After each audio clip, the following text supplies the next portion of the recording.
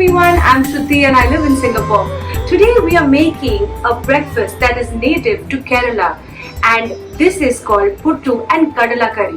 Puttu is nothing but steamed cylinders of rice flour layered with freshly grated coconut, and it is often paired with Kadala curry, which is nothing but black chickpeas, and it's a curry based with coconut, onions, pepper and a lot of goodness. So let's get cooking. So for the kadala curry we need the kadala, that is the black chickpeas, which I have soaked overnight. We need 3 dried red chilies. We need curry leaves. We need peppercorns. We need a teaspoon of chili powder. We need 2 heaped teaspoons of coriander powder. A few pearl onions or sambar onions as you call it. You can use the normal shallots if you don't have these onions around. You need about half cup to 3/4 cup of freshly grated coconut and a teaspoon of mustard seeds. We also need coconut oil. So let's first get to making the kadala curry, which is the chickpeas curry. I'm going to roast a masala for that, which is the masala paste, and I'm going to first roast my roasting ingredients, which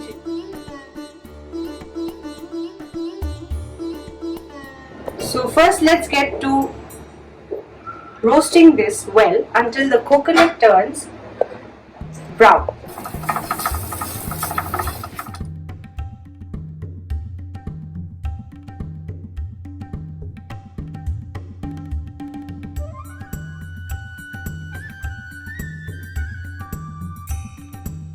So now, as you can see, this has become nice and brown. So now I'm just going to push this to one corner. I have reduced my flame too. So now I'm going to add the chili powder and the coriander powder to the same pan, and I'm going to saute this exactly for a minute till I roast the spices. Just be very careful you don't burn them. So I'm going to switch off the heat now. I have roasted the spices, the coconut, onion, pepper and curry leaves, and I have cooled this down. Just be very careful when you're roasting them because it gets a bit spicy in your throat. I'm going to grind this into a fine paste. I'm using very little water. Actually, I'm trying to avoid the water, but if it doesn't grind really well, just use a little bit of water. So I'm going to grind this into a paste.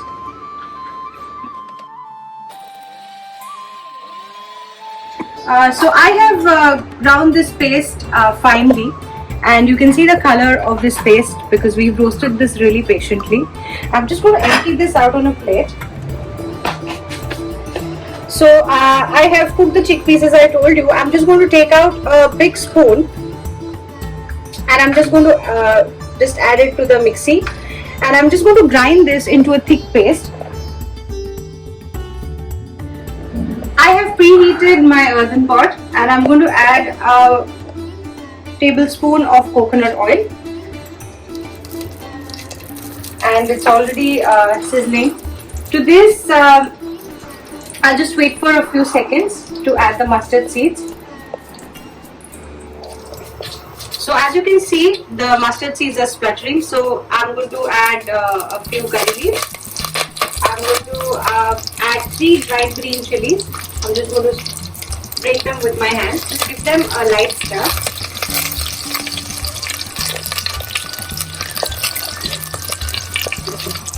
And to this, I'm going to add the cooked chickpeas.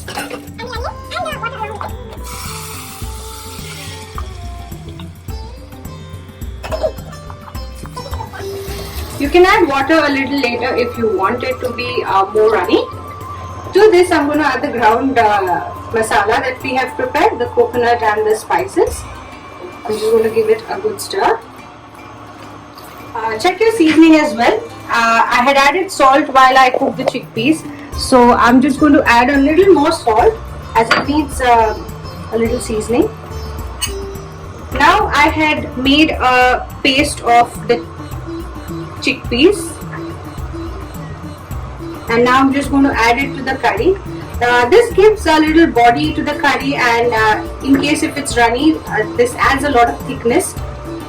and richness as well. So I'm adding about half the container of the mixer. So boil this for about a good 5 to 6 minutes. So I have boiled this for about 5 minutes, and this looks ready to me. I'm going to switch this off, and I'm going to garnish this with fresh curry leaves. If you find this a bit on the spicier side, I would suggest you add a bit of coconut milk and finish this curry in the end. So do not boil this after you add the coconut milk, just let it cook in its residual heat. Give it a good taste, and that's it. This is your kadla curry. Tastes perfect. And now let's get to making the puttu. So I have taken here the puttu flour, and we're going to get ready to make the puttu, the steamed rice cylinders, as I mentioned before.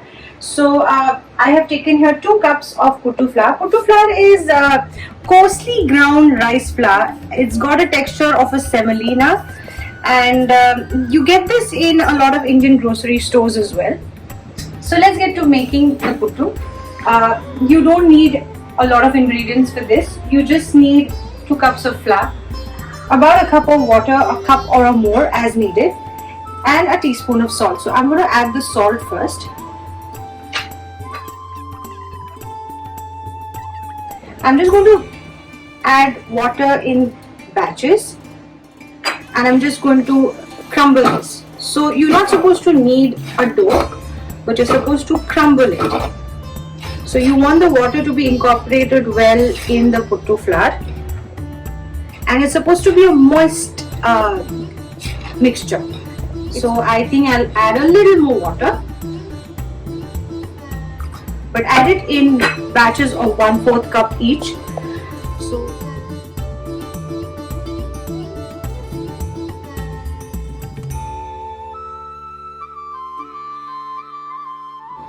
So I think I will use a little more.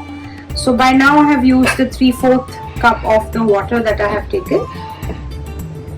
So I will add maybe all of the water that I have taken here.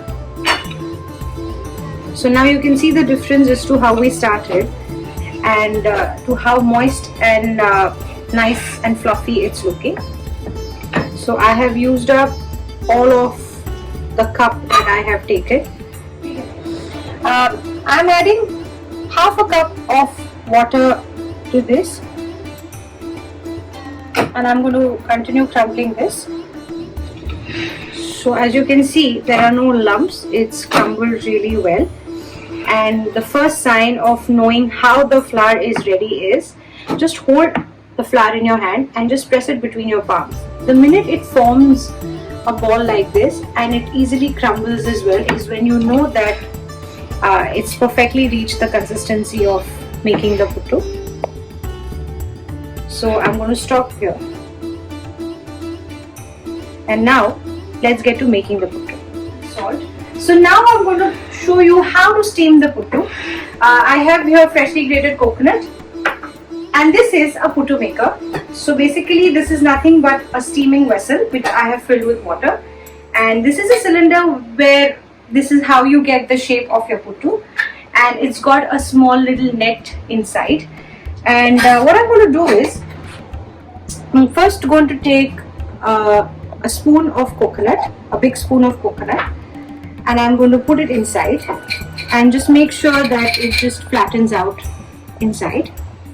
And now I'm going to fill this up to this part, and I'm going to alternate layers of coconut with the flour.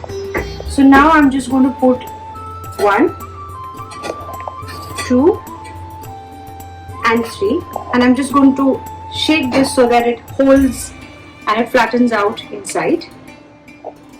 And I'm going to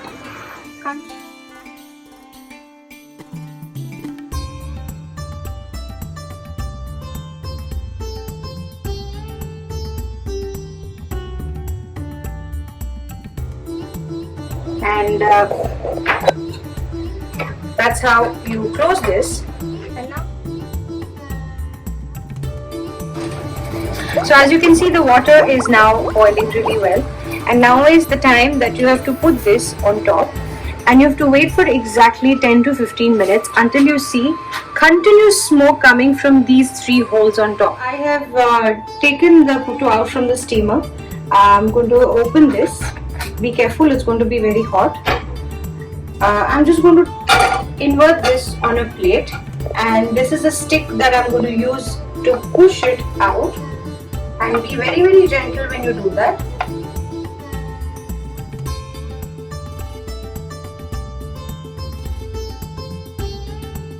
And you can see the fluffy and the soft puttu. So now I'm going to plate this and see you on the other side. So finally our Puttu Kadala is ready to eat, and I cannot wait to taste this. I'm going to show you how amazing the puttu is looking. So this is how it is, steaming hot, soft and fluffy. So you have to do nothing, but you have to just take some curry and you have to pour it on this, and